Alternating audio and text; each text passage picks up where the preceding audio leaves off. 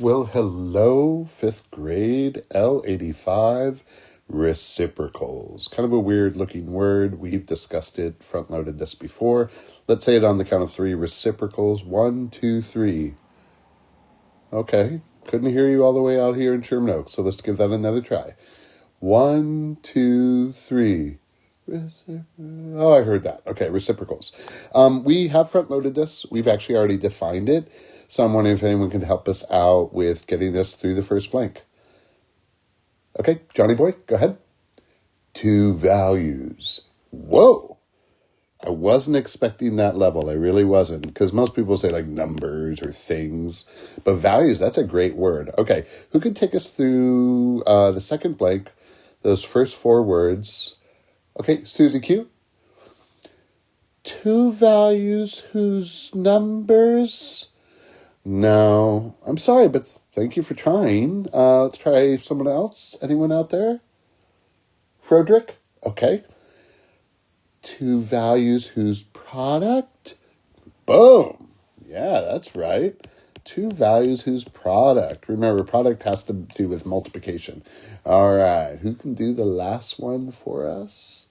Take us home. All right, Igor, take us home. Two values whose product is 1. Nicely done, Igor.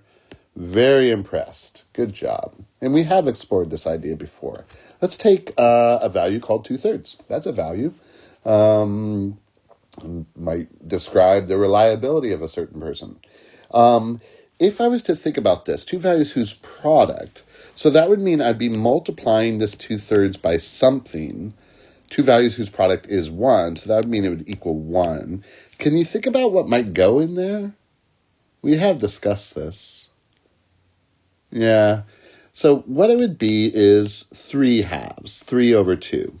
Because if you think about it, if I was going to go through a cross-canceling process, well, this 2 and that 2 and that 3 and that 3 would all cancel out to be 1, right? The 3 and the 3 and the 2 and the 2. And 1 times 1 is simply 1. Even if we didn't go through the cross-canceling process and we just multiplied straight across from the get-go, we'd get 2 times 3 is 6 over 6, and we know that to be equal 1. Therefore, we would state that 2/3 and 3/2 are reciprocals. Why? Well, because their product is 1. Let's go on.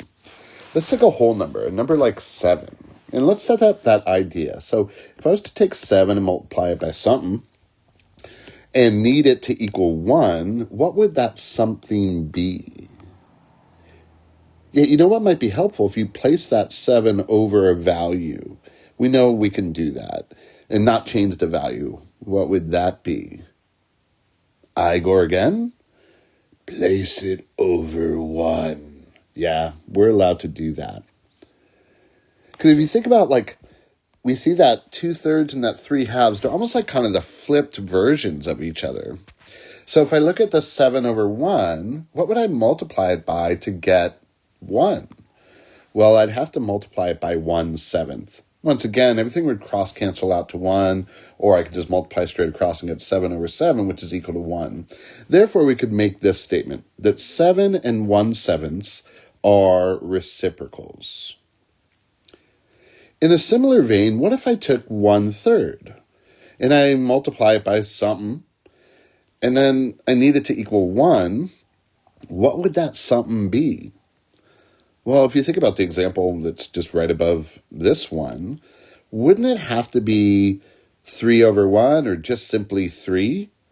I can put 3 over 1 if it helps me, but I'm not going to really express things fully out at 3 over 1, but that would be true. Therefore, we could make this statement that 1/3 and 3 are reciprocals. Yeah? Yeah. All right, let's try some official, real deal Holyfield problems. Please go ahead and write this down. This would be the question that you'd see in your homework or maybe your test. And obviously on homework or test, we're not expected to write the question down. However, we are definitely expected to put more than just an answer. So one way I suggest is what I've been modeling. If they ask me what is the reciprocal of 5/6, then I could set this up. So 5/6 times something is equal to 1, right? Well, what is that something? If we focus on the two values whose product is 1, that can be helpful. And also if we just recognize the kind of the flipped version of the reciprocal. So I would say that 5/6 times 6/5 is equal to 1. And I'd want to box up the portion that is my answer. They ask me what is the reciprocal of 5/6, I would say 6/5. And that's a great way of showing it. In fact, what I'm circling here in gray would be something you could show me on homework or show me on tests. I would know what you mean because I understand the definition of reciprocals.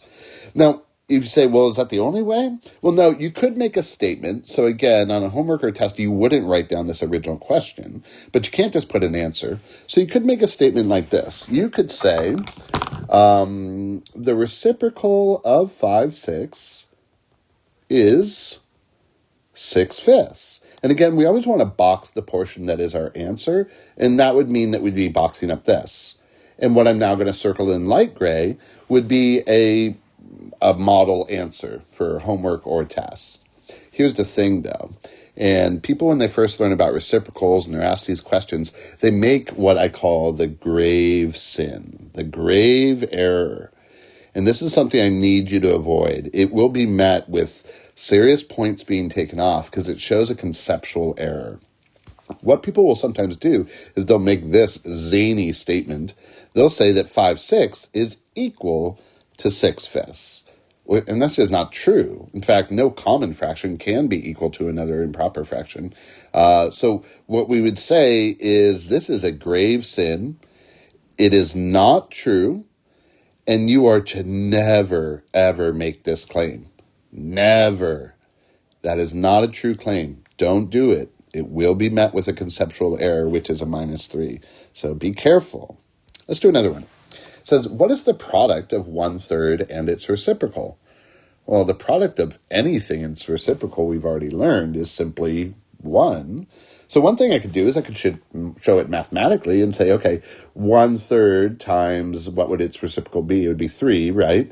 Is equal to, and then I know that the product of any number and its reciprocal is always 1. That's the definition. So I'd put the 1, and remember we box up the portion that is our answer. And in this case, I'd be boxing up the 1 because that answers that question. And again, what I'm circling in gray, that would be a perfect answer. A perfect answer. We would not generally we don't write down the question for our homework or our tests, but what would you write down? Well, what's circled in gray will work. Another thing you could do is you could make a statement and you could say the product of 1/3 and its reciprocal is 1. And then again, we want to box up that answer. So I should be boxing up the 1. Fortunately, this doesn't give me much opportunity to do that. However, what we want to make sure is to never make the claim that isn't true.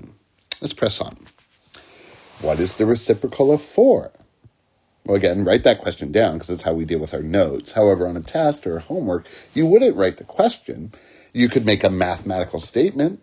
So we could say, well, 4 times something is equal to 1, right? So 4 times 1/4 would be its reciprocal, as we modeled before, is equal to 1. I'm going to box the portion as my answer. And what I'm circling in light gray is a potential really good model answer for a homework or a test. Another thing I could do is I could make a statement, as we saw before, the reciprocal of 4 is 1/4. And I'd box up that portion of my answer. And again, what I'm going to circle in dark gray would be a good model answer, one that would get you the full points. But never, never, ever, ever make this claim that 4 is equal to 1/4. I mean, come on. If you think a cake, there's no way. 4 cakes and 1/4 of a cake? 1 is going to be like this incredible surprise. I'm going to have to bring people over to help me. 1/4 of a cake on a particular night, maybe some Netflix is going on. I'm stuck inside because of shelter at home. I'm going to eat up 1/4 of a cake. 4 cakes, it'll take me a while. Never, ever, ever, ever, ever make this claim because it's flatly untrue. And remember, math, like Superman, is on the search for truth and justice and maybe the American way. All right, kids, this is the end of our work week, so you know what that means. No official homework assigned. We'll do the split on Monday, 85, 86. Take good care. You can reach out to me anytime. Bye.